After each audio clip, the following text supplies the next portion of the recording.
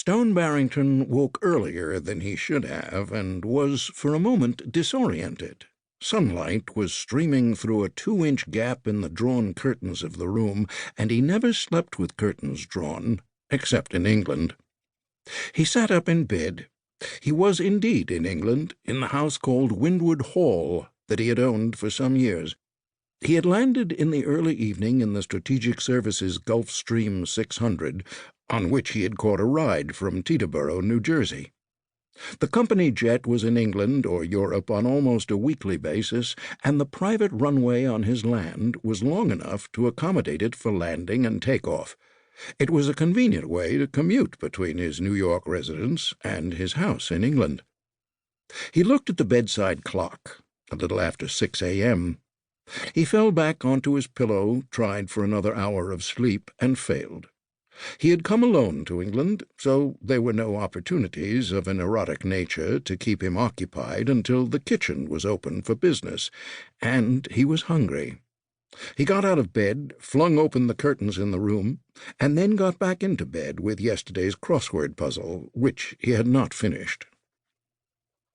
He regretted not inviting a companion on this trip, but his mind turned to the beautiful woman whose country house was just across the Bewley River from his. At that moment his cell phone rang. "Hello?" "Good morning," she said with a husky voice. "I hope I didn't wake you." "Good morning, Felicity. I wish you were here to wake me properly." "I'm nearly there, darling," she replied, chuckling. "Just across the river." "Then come and have breakfast with me." "I'd like to have you for breakfast, but I have to be in London at 9:30 for an important meeting at the Foreign Office." Felicity was the director of MI6, the British Foreign Intelligence Service, which came under the purview of the Foreign Minister. "What a pity," Stone said. "Not to worry. I'll be down tomorrow afternoon for the weekend. Why don't you host a dinner party?" "Well, I didn't bring any guests with me, so I guess it will just have to be the two of us." "Tell you what," she said, "I will assemble the guests for a table of, say, 8. "What a good idea. You're better acquainted with the locals than I." "Consider it done. I'll bring the place cards with me, so don't bother about that. Shall we say 7 for 8? In British parlance, this meant dinner at 8 and show up at 7 if you'd like a drink first. "Perfect. I'll get the cook to work on a menu, and I'll unearth some good bottles from the cellar." "I will look forward to it," she said. "And bring your toothbrush. We'll make a weekend of it." "What a good idea." She made a kissing noise and hung up. Stone went back to his crossword, a happier man.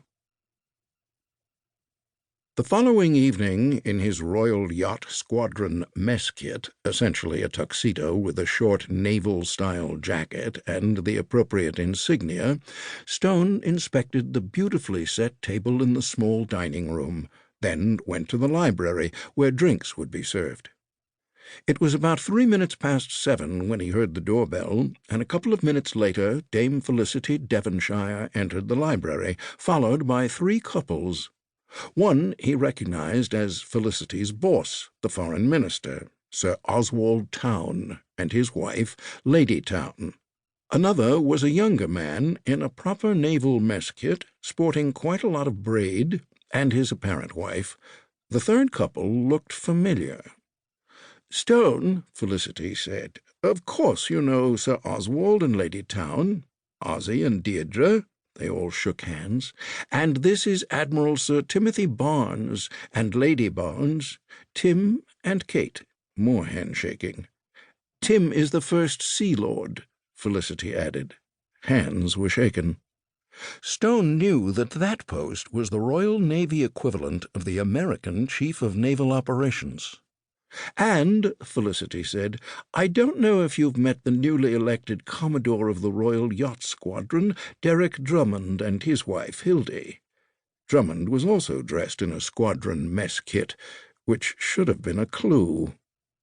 "Congratulations on your election," Stone said, shaking their hands. "Thank you, Stone. It's good to see an American member here," the Commodore replied. "It's good to be here," Stone said. Geoffrey, the butler, served champagne and cocktails, and there was chat among the guests and their hosts. "Do you have a place in the neighborhood?" Stone asked Tim Barnes. "No, I had to come down from London for the launching of a new submarine. Ozzy and Deirdre were staying with Felicity, and she asked us to join them, so my barge brought us from Portsmouth to her dock on the Bewley." "What does an admiral's barge consist of these days?" Stone asked. "A very comfortable Nelson motorboat of 40 feet. It's suitable for a weekend place." Felicity joined them. "Tim has also just come from a visit to our Station 2 in the Scottish Highlands. He was kind enough to give me a lift back in a naval aircraft."